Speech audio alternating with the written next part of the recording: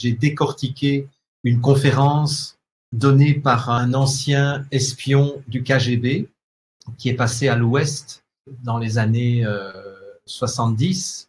Et c'est une conférence qui date de 1983 qu'il donnait à Los Angeles. Et ce qu'il racontait, c'était toute la stratégie que le KGB avait mise en place pour détruire les sociétés occidentales.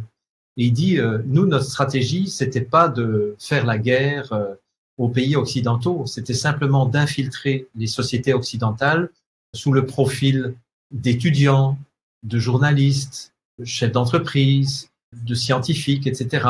Ce qu'ils appellent des agents dormants.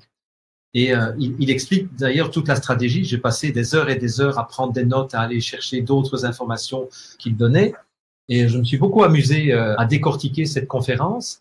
Mais la première chose qu'ils font lorsqu'ils veulent détruire une société, et c'est ce qu'ils ont fait effectivement, c'est de s'attaquer aux jeunes générations. Et il dit, il suffit de 20 à 25 ans d'attaque contre le système éducatif, le système religieux, le système de valeurs, et c'est gagné. Et moi, c'est le résultat que je vois actuellement dans nos sociétés, c'est que tous ceux qui ont été à l'école, je dirais quasiment après moi, parce que en fait, j'ai vu ce qu'on appelait en Belgique l'enseignement rénové, qui était juste derrière mon cul, quoi. Hein. C'était 3 ans après moi, les élèves recevaient l'enseignement rénové. Donc, moi, j'ai quitté l'école secondaire à 18 ans en 1979. Eh bien, ceux qui ont commencé à quitter l'école à partir de 84-85, c'est-à-dire qui avaient 18 ans en 1985, ce sont des gens qui ont commencé à subir cette rénovation de l'enseignement et ça n'a été qu'en s'accélérant.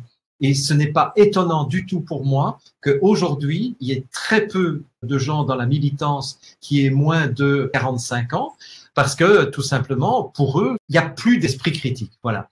Et je pense que les groupes que nous sommes en train de former actuellement, nous aurons peut-être un rôle à jouer pour rééduquer la pensée critique chez les plus jeunes, mais ça va être extrêmement compliqué parce que ils sont persuadés, parce que ça faisait partie aussi de la stratégie du KGB, je dirais de l'Empire soviétique, c'était de faire croire aux jeunes générations que l'expérience n'a plus aucune valeur et que les compétences, ça n'a plus aucune valeur. C'est-à-dire quelqu'un qui a 40 ans de carrière, qui a donc entre 60 et 65 ans et qui affirme quelque chose, peut se faire dézinguer par un fact-checker qui a 25 ans, qui connaît rien du tout et qui va dézinguer quelqu'un qui est prix Nobel ou quelqu'un, on a vu avec Luc Montagnier qui s'est fait dézinguer par des blancs-becs qui avaient à peine 25 ans et qui avaient une arrogance et une certitude d'avoir raison qui était quand même assez impressionnant. Moi, c'est la scission qui me préoccupe le plus dans notre société aujourd'hui.